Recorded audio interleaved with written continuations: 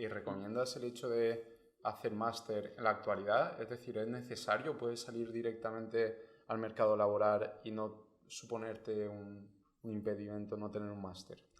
A ver, ahora mismo es que es verdad que lo que yo estoy experimentando es que al haber un año menos de grado y el haber reducido la carga lectiva, como que nos falta un pelín más de preparación. Bueno, más que nos falte, porque quiero decir, sales sobradamente preparado para el mundo laboral, pero que te da como Un extra, ¿no? un Un extra plus. y un punto de diferencia, ¿no?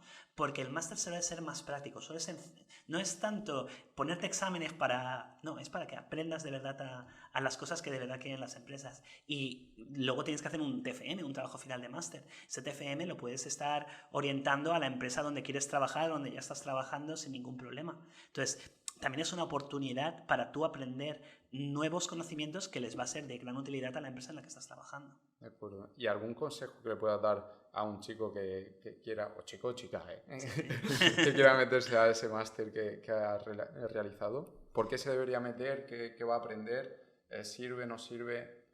Sí, yo lo que diría es que te tiene que apasionar el tema de la electrónica, como estábamos diciendo, porque al fin y al cabo, por cada 100 veces que lo intentas, 99% no hace lo que quieres que haga. El circuito es como programar, también lo estabas comentando antes, ¿no? A veces un script que te haga una tontería, te tardas, pero te tiene que motivar, ¿no? Y tienes que aprender a pensar. O sea, la diferencia entre un programador y un electrónico es que el electrónico intenta pensar también como la máquina y no únicamente en hacer un código que funcione, ¿no? Entonces, bueno, un buen programador también piensa como la máquina, ¿no? Quiero decirte. Y luego... Dale. Un punto importante en la vida de un ingeniero es esa salida al mercado laboral. ¿Cómo fue la típica fase de becario?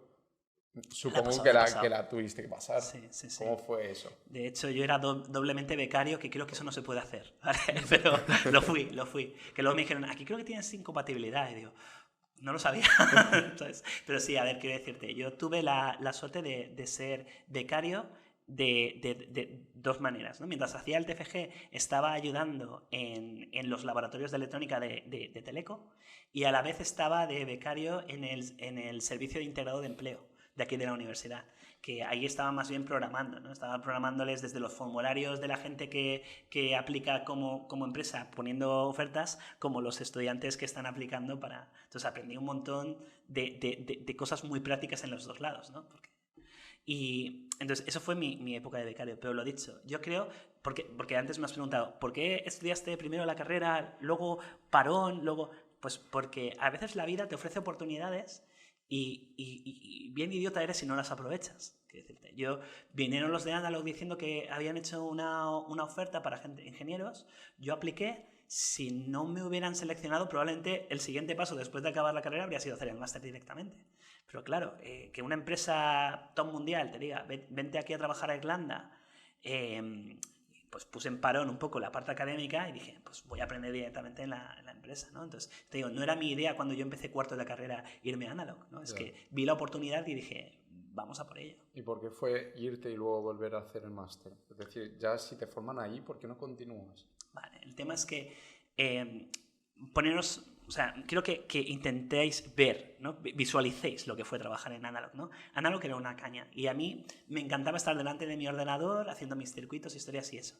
Pero Analog es la típica empresa americana en la que en la sala, bueno, lo era entonces, no sé cómo lo será ahora, que Analog sigue estando en el top, ¿no? Pero eran un montón de cubículos. Entonces yo estaba todo el día encerrado en mi cubículo. Y es verdad que yo hablaba con el resto de compañeros, pero era un trabajo muy personal. Entonces, después de 3 añitos trabajando allí, yo también me di cuenta que a mí me gustaba trabajar hablando con la gente, ¿sabes? Y que yo era feliz en mi burbuja, ¿no? Y podía haber seguido trabajando, diseñando circuitos y eso, pero dije, no, creo que mi momento vital ahora es intentar estar más relacionado con personas. Qué bueno. ¿Y eso fue cómo era un día a día trabajando en Analog Devices? Era muy guay. ¿Sí? Muy guay, sí, porque, decir, también tenías... Es que además fue la época en la que España ganaba todo, ¿sabes? Ganaba la Eurocopa, ganaba el Mundial, fue la época esa, ¿vale? Entonces, claro, yo estaba casi estábamos como 30 o 40 españoles en esa comunidad de Limerick en Irlanda. Entonces fue una época muy divertida. Yo, de hecho, perfectamente, si teníamos que hacer una entrega súper importante de algún chip, pues podría pasarme que estuviéramos viendo un partido de fútbol, lo que sea, luego volverme a la oficina, bueno, al cubículo, hasta la 1 de la mañana, luego irme a dormir, luego... O sea, era una vida de gran libertad, siempre y cuando tuviéramos las cosas que tenían que estar listas, ¿no? Entonces teníamos como una gran autonomía por parte de la empresa, ¿no?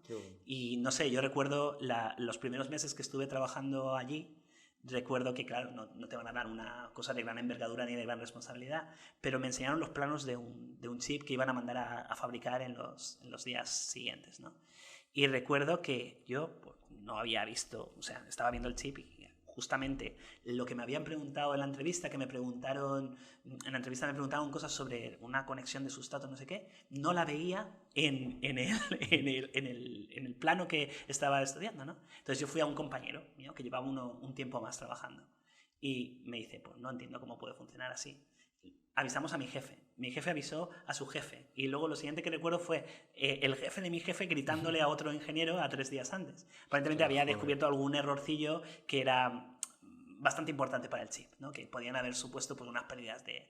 Entonces, ya te digo... Varios millones, ¿eh? Sí, creo que sí, porque justamente eso estaba ya sabes, cuando se fabrica un chip hay varias capas, ese error se acarreaba en todas las capas, no era, habían tenido... Pero en ningún momento yo fui a mi jefe y le dije, esto está mal, no sé qué, yo lo he descubierto, soy el salvador. No, yo dije, ¿cómo puede funcionar esto así? ¿Sabes? Quiero decir, yo fui inocentón, ¿no? Pero sí, aparentemente alguien acabó siendo gritado, nadie perdió su trabajo ese día. Y bueno, alguno con envidia sí que vino a decirme, aún quedaban 3 días para fabricar el chip, alguien lo habría descubierto en esos 3 días. Joder. Pero sí, y yo creo que desde entonces tuve el beneficio de la duda, porque tampoco sé si yo fui un ingeniero brillante en los años que estuve allí, pero desde luego yo creo que mi jefe me daba cuartelillo. Bueno, venga, va, dejémosle dormir en el cubículo de vez en cuando, que el chaval descubrió este error. Sí, yo creo que fue algo así.